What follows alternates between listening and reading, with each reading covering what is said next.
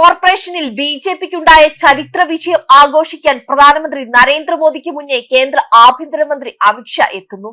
ഈ മാസം 11-നാകും അമിത്ഷാ തിരുവനന്തപുരത്ത് എത്തുക. പ്രധാനമന്ത്രി തിരുവനന്തപുരം സന്ദർശിക്കുന്ന തീയതി അമിത്ഷാ ഔദ്യോഗികമായി പ്രഖ്യാപിക്കുകയും ചെയ്യും. ആഭ്യന്തരമന്ത്രിയുടെ വരവിന്റെ ആഘോഷത്തിലാണ് ബിജെപി പ്രവർത്തകർ. ബിജെപി തിലകം ചാർത്തിയ മണ്ണിലേക്കാണ് അമിത്ഷാ വന്നിറങ്ങുന്നത്. സ്വീകരിക്കാൻ ബിജെപിയുടെ ആദ്യ മേയർ വി രാജേഷ് മുന്നിൽ തന്നെ ഉണ്ടാകും.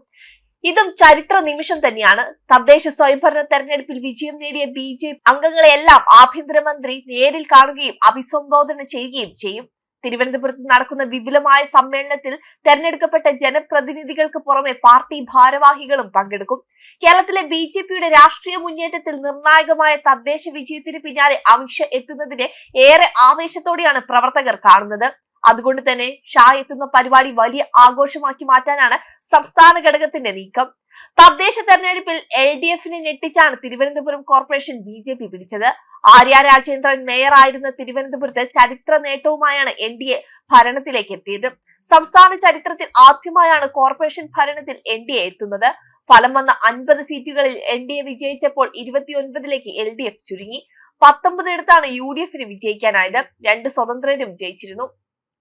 2020 കപ്പിനും ചുണ്ടിനുമിടയിൽ നഷ്ടമായ കോർപ്പറേഷൻ ഭരണത്തിലേക്കാണ് ഇക്കുറി ബിജെപി കടന്നു കയറിയത്. വോട്ടെണ്ണൽ തുടങ്ങിയ ഘട്ടം മുതൽ LDFുമായി ഒപ്പത്തിനൊപ്പം പോരടിച്ചു നിന്ന NDA പിന്നീട് കുതിച്ചു കയറുകയായിരുന്നു. 2015ലും 2020ലും ബിജെപിക്ക് 35 സീറ്റ് വീതമാണ് ലഭിച്ചത്. ഇത്തവണ NDA 50 സീറ്റുകളും LDF 29 സീറ്റുകളും നേടി. 2020 10 സീറ്റിലേക്ക് ചുരുങ്ങിപ്പോയ UDF ഇത്തവണ ശക്തമായ തിരിച്ചുവരവാണ് നടത്തിയത്. അതേസമയം 2010 51 സീറ്റും 2015 43 സീറ്റും 2020 53 സീറ്റും നേടിയ LDF പകുതിയോളം സീറ്റുകൾ നഷ്ടപ്പെട്ട് തകർന്നടിഞ്ഞു. കെട്ടിട നികുതി തട്ടിപ്പ് ആരോപണം, ജോലി നിയമത്തിനുള്ള കത്ത് വിവാദം, മേയർ ആര്യ രാജേന്ദ്രനും ഭർത്താവ് സച്ചിൻ ദേവ് MLAയും KSRTC ബസ് തടഞ്ഞെന്ന പേരിലുണ്ടായ പ്രശ്നം തുടങ്ങി തുടർച്ചയായി ഉയർന്ന വിവാദങ്ങൾ ഇടതു ഭരണസമിതിയുടെ ശോഭ കെടുത്തിയത് ഭരണസിരാ കേന്ദ്രത്തിൽ ജനവിധി എതിരാകുന്നതിൽ നിർണായകമായെന്ന് തന്നെ കരുതണം.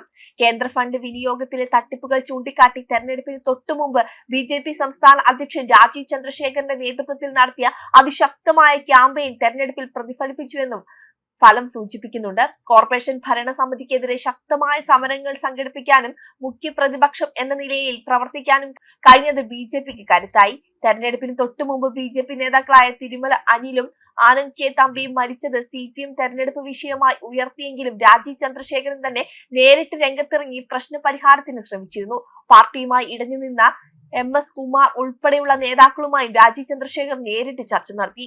RSSും ശക്തമായി രംഗത്തുണ്ടായിരുന്നു. വെബ് ഡെസ്ക് കർമ്മ ന്യൂസ്.